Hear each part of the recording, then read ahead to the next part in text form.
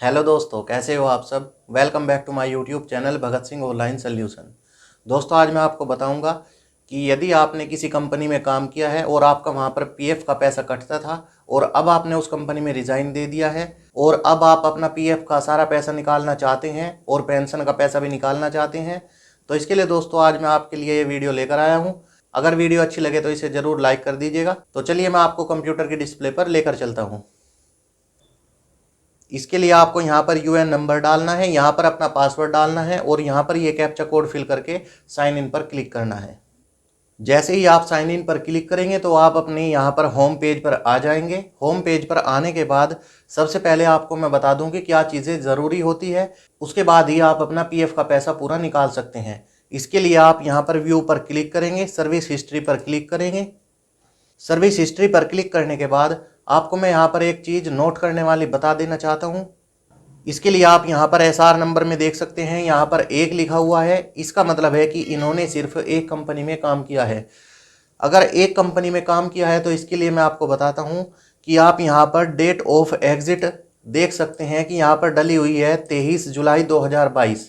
इसका मतलब है कि इन्होंने 23 जुलाई 2022 में रिज़ाइन दे दिया था कंपनी से। और यहाँ पर आपको एक चीज़ का ध्यान रखना है कि जब आप रिज़ाइन देते हैं उसके 2 महीने बाद ही आप अपना पूरा पैसा निकाल सकते हैं। दूसरी बात मैं यहाँ पर आपको बताऊं, क्या बात ध्यान देने योग्य होती है। मान के चलिए यहाँ पर एसआर नंबर में नंबर 2 पर किसी और कंपनी का भी नाम लिखा हुआ है, तो उसमें आपको यहाँ पर ये ध्यान देना है कि दोनों कंपनी का रिज़ाइन डेट डला हुआ हो, डेट ऑफ एग्जिट डली हुई हो। डेट ऑफ एग्जिट आप यहाँ पर देख सकते हैं, ये है यहाँ पर date of exit. Date of exit जब आपकी दोनों की डली हुई होगी उसके बाद ही आप अपना पीएफ का पैसा निकाल सकते हैं। उसके बाद तीसरी बात यहाँ पर आपको ये ध्यान रखनी है कि दोनों कंपनियों का पैसा आपका एक जगह इकट्ठा होना चाहिए। अगर आपका दोनों कंपनियों का पैसा एक जगह इकट्ठा नहीं है तो उसके बाद जैसे ही आप पूरा पैसा निकालने के लिए फॉर्म भरेंगे और पेंशन का पैसा निकालने के लिए फॉर्म भरेंगे तो सिर्फ आपका एक कंपनी का पैसा निकल कर आएगा। आपको मैं यहाँ पर एक बात और बता दूं, मान के चलिए यहाँ पर 2 या 3 कंपनी या इससे अधिक कंपनी है और उसका पैसा इकट्ठा नहीं है और आपको उनका पैसा इकट्ठा करना है, इसके लिए मैं आपके लिए एक वीडियो लेकर आऊँगा, उससे आप यह समझ सकते हैं। फिलहाल मैं आपको ये बता दूं, अगर आप पैसा इकट्ठा नहीं करते हैं और ऐसे ही फॉर्म भर देते हैं तो आपका लास्ट कंपनी का जिसमें आपने लास्ट टाइम काम किया होगा और अभी वहां से आपने रिजाइन दिया है, सिर्फ उस कंपनी का आपका पैसा निकल कर आता है और बाकी जो भी कंपनी होती है उसका पैसा आपका वहीं पर रुक जाता है। तो इसके लिए दोस्तों सबसे ज़रूरी बात होती है, अगर एक कंपनी से ज़्यादा कंपनी आपकी है उसमें आपने काम किया है तो आपको सबसे पहले अपना सारा पैसा एक जगह इकट्ठा करना होता है। इकट्ठा कैसे होता है इसके वीडियो में आगे लेकर आऊँगा। और यहाँ पर मैं आपको एक चीज़ और बता दूं कि यहाँ पर आपको ये देखना है कि ये दोनों के दोनों यहाँ पर लगे हुए हैं या नहीं, इनकी केवाईसी होनी ज़रूरी है। जैसे आप यहाँ पर देख सकते हैं, पैन कार्ड नंबर भी यहाँ पर शो हो रहा है और बैंक अकाउंट नंबर भी यहाँ पर शो हो रहा है। अगर आप 50,000 से ज़्यादा अपना पैसा निकाल रहे हैं तो यहाँ पर पैन कार्ड लगा होना आवश्यक है और अगर आप 50,000 से कम पैसा निकाल रहे हैं तो यहाँ पर पैन कार्ड लगा होना आवश्यक नहीं होता है। आज मैं आपको बताऊंगा कि 50,000 से कम मान के चलिए आपका टोटल पैसा है तो उसे आप कैसे निकालते हैं। इसके लिए आपको ऑनलाइन सर्विसेज पर क्लिक करना होगा। क्लिक करने के बाद आपको क्लेम फॉर्म नंबर पर क्लिक करना होगा। क्लिक करने के बाद आपको यहाँ पर अकाउंट नंबर डालकर वेरीफाई पर क्लिक करना होगा। जैसे ही आप वेरीफाई पर क्लिक करेंगे तो यहाँ पर लिखा आएगा I agree to the terms and conditions. आप इस पर यहाँ पर येस पर क्लिक करेंगे। येस पर क्लिक करने के बाद आपको प्रोसीड फॉर ऑनलाइन क्लेम पर क्लिक करना होगा। उसके बाद I want to apply for के सामने आप यहाँ पर क्लिक करेंगे तो आप यहाँ पर देख सकते हैं कि यहाँ पर 4 फॉर्म हैं। इसमें आपको कौन सा फॉर्म भरना होता है, अब दोस्तों इस पर आप ध्यान दीजिएगा।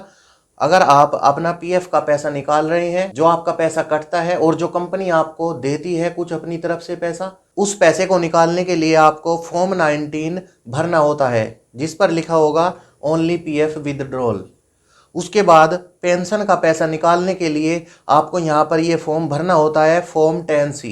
इस पर लिखा होगा ओनली पेंशन विदड्रॉल। इसमें सबसे पहले हम पीएफ का पैसा निकालने के लिए फॉर्म 19 का फॉर्म भरते हैं। क्लिक करने के बाद आप यहाँ पर एक चीज़ का ध्यान रखेंगे, अगर आपका पैसा 50,000 से ऊपर होता है तो आपको यहाँ पर 15G का फॉर्म एक भरकर अपलोड करना होता है। इसके बारे में मैं आपको बाद में बताऊँगा जब 50,000 से ऊपर पैसा निकालना होगा। अभी हमारा पैसा 50,000 से नीचे है, इसलिए ही मैं यहाँ पर आपके सामने ये 15G का फॉर्म भरकर नहीं लगा रहा हूँ। उसके बाद आप यहाँ पर एम्प्लॉय का एड्रेस डालेंगे। एड्रेस में लोकेलिटी यहाँ पर डालेंगे। उसके बाद स्ट्रीट यहाँ पर डालेंगे। अगर स्ट्रीट नहीं है तो आप गांव का नाम दोबारा यहाँ पर लिख दीजिएगा। उसके बाद यहाँ पर आप अपने स्टेट को सिलेक्ट करेंगे। सिलेक्ट करने के बाद आप यहाँ पर अपने ज़िले को सिलेक्ट करेंगे। उसके बाद यहाँ पर आप अपने गांव का नाम लिखेंगे। अगर सिर्फ आपके गांव का नाम है तो आप लोकेलिटी, स्ट्रीट और सिटी में सिर्फ अपने गांव का नाम डाल दीजिएगा। उसके बाद यहाँ पर 6 डिजिट का पिन कोड नंबर डालेंगे। पिन कोड नंबर डालने के बाद आपको यहाँ पर चूज फाइल पर क्लिक करके अपनी 500 KB से कम की पासबुक की स्कैन की गई फोटो लगानी होती है, या आप कैंसिल चेक भी लगा सकते हैं। अभी मैं पासबुक लगाकर आपको बता रहा हूँ। तो चलिए मैं ये डिटेल्स फिल कर लेता हूँ, उसके बाद मैं आपको आगे का प्रोसेस बताता हूँ। जब आप यहाँ पर चूज़ फाइल पर क्लिक करके अपनी पासबुक अपलोड कर लेते हैं तो आप यहाँ पर व्यू पर क्लिक करके उसे देख सकते हैं कि आपकी जो पासबुक अपलोड की है आपने वो एकदम सही अपलोड हो गई है क्या। उसके बाद आप यहाँ पर क्रॉस पर क्लिक करके इसे हटा देंगे, नीचे स्क्रॉल करेंगे। स्क्रॉल करने के बाद आप यहाँ पर आई हेयर बाय जहाँ पर लिखा हुआ है यहाँ पर टिक का मार्क लगा देंगे। उसके बाद गेट आधार OTP पर क्लिक करके आप OTP भेज देंगे। उस OTP को आप यहाँ पर डालेंगे। OTP यहाँ पर डालने के बाद आप इस पर क्लिक करेंगे validate OTP and submit claim form. जैसे ही आप इस पर क्लिक करेंगे तो आप यहाँ पर देख सकते हैं कि आपकी रिक्वेस्ट सबमिट हो रही है। उसके बाद आप थोड़ी ही देर में देखेंगे कि आपका फॉर्म सबमिट हो चुका है। क्लिक हेयर पर क्लिक करके आप अपने फॉर्म को डाउनलोड कर सकते हैं। उसके बाद मैं आपको बताता हूँ कि आपको दूसरा फॉर्म कौन सा भरना होता है जिससे कि आपका पेंशन का पैसा निकल कर आता है। इसे हटाने के लिए आप क्लोज पर क्लिक करेंगे। क्लिक करने के बाद आप दोबारा से ऑनलाइन सर्विसेज पर जाएंगे, क्लेम फॉर्म पर क्लिक करेंगे।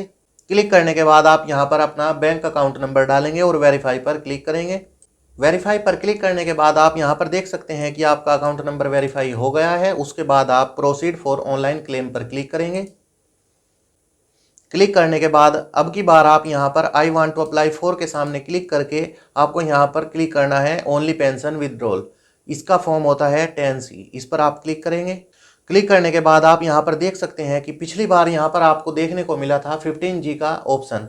पेंशन का पैसा निकालने के लिए आपको वो फॉर्म नहीं लगाना होता है, चाहे आपका पेंशन का पैसा 50,000 से ज़्यादा हो या कम हो, उसमें आपको उस फॉर्म की आवश्यकता नहीं होती है। उसके बाद आप यहाँ पर अपना एड्रेस डालेंगे जिस तरह से अभी आपने एड्रेस डाला था, और चूज़ फाइल पर क्लिक करके आप अपनी पासबुक को सिलेक्ट करेंगे और व्यू पर क्लिक करके आप उसे देख सकते हैं। उसके बाद आप यहाँ पर टिक लगाएंगे। टिक लगाने के बाद आप गेट आधार OTP पर क्लिक करके OTP भेजेंगे। उसके बाद आप नीचे स्क्रॉल करेंगे और यहाँ पर आप OTP डालेंगे। OTP डालने के बाद आप फिर यहाँ पर क्लिक करेंगे validate OTP and submit claim form. इस पर क्लिक करने के बाद आप यहाँ पर देख सकते हैं कि पोर्टल पर आपकी रिक्वेस्ट सबमिट हो गई है। क्लिक हेयर पर क्लिक करके आप अपनी रिक्वेस्ट को या अपने फॉर्म को देख सकते हैं जो आपने अभी यहाँ पर भरा है, और डाउनलोड करने के लिए आप यहाँ पर क्लिक करके इसे डाउनलोड कर सकते हैं। उसके बाद आप क्लोज पर क्लिक करके इसे हटा देंगे। उसके बाद मैं आपको बताता हूँ कि आप इनका स्टेटस कैसे देख सकते हैं जो आपने अभी दोनों फॉर्म डाले हैं। स्टेटस देखने के लिए आपको ऑनलाइन सर्विसेज पर क्लिक करना होगा। क्लिक करने के बाद आप ट्रैक क्लेम स्टेटस पर क्लिक करेंगे। ट्रैक क्लेम स्टेटस पर क्लिक करके आप यहाँ पर देख सकते हैं 11:04 पर ये मैंने दोनों फॉर्म अभी अप्लाई किए हैं, और आप यहाँ पर देख सकते हैं फॉर्म 10C। उसके बाद आप यहाँ पर देख सकते हैं फॉर्म 19। यहाँ पर आप आकर अपना स्टेटस भी चेक कर सकते हैं कि आपका सबमिट क्लेम जो आपने किया हुआ है वो आपके खाते में सेटल्ड हो गया है या नहीं हुआ है। मैं यहाँ पर आपको एक चीज़ और बता दूँ कि जब यहाँ पर लिखा आ जाएगा कि खाते में सेटल्ड हो चुका है तो उसके 1 से 3 दिनों के अंदर आपके खाते में पैसा पहुँच जाता है। ज़रूरी नहीं है कि जब यहाँ पर सेटल्ड लिखा आएगा तो तुरंत आपके खाते में पैसा पहुँच जाएगा। कभी कभी ऐसा होता है कि पैसा पहुँच जाता है और उसके कुछ टाइम बाद यहाँ पर सेटल्ड लिखा आता है। उसके बाद आप यहाँ पर व्यू PDF के नीचे दोनों पर क्लिक करके या किसी पर भी क्लिक करके अपने फॉर्म को दोबारा से देख सकते हैं। यहाँ पर आपका पूरा रिकॉर्ड होता है कि कब कब आपने अपना क्लेम फॉर्म डाला है और अपना पैसा निकाला है। तो इस तरह से दोस्तों आप अपना टोटल पैसा निकाल सकते हैं। इसमें आपका टोटल पैसा निकल कर आएगा, आपका जो पेंशन का पैसा है वो भी आएगा, और जो आपका खुद का पैसा कटता था और कंपनी आपको साथ में पैसा कुछ देती थी वो भी पैसा आएगा। आपके खाते में 2 बार के में पैसा आएगा। जैसे कि आपने अभी यहाँ पर देखा है कि आपने 2 फॉर्म भरे हैं तो 2 बार के में ही आपके खाते में पैसा आएगा। या फिर आप ऐसे भी समझ सकते हैं कि आपके खाते में पैसा 2 किस्तों में आएगा। एक किस्त में आपका 10C वाले फॉर्म का पैसा आएगा और एक किस्त में आपका यहाँ पर ये आएगा फॉर्म 19 का पैसा। तो इस तरह से दोस्तों आप अपने पैसे को निकाल सकते हैं। अगर यह वीडियो आपको अच्छी लगी हो तो इसे लाइक जरूर करिएगा और चैनल को सब्सक्राइब करके बेल आइकन को प्रेस कर लीजिएगा, जिससे कि आने वाली नोटिफिकेशन आपके पास समय पर पहुंच जाए। धन्यवाद।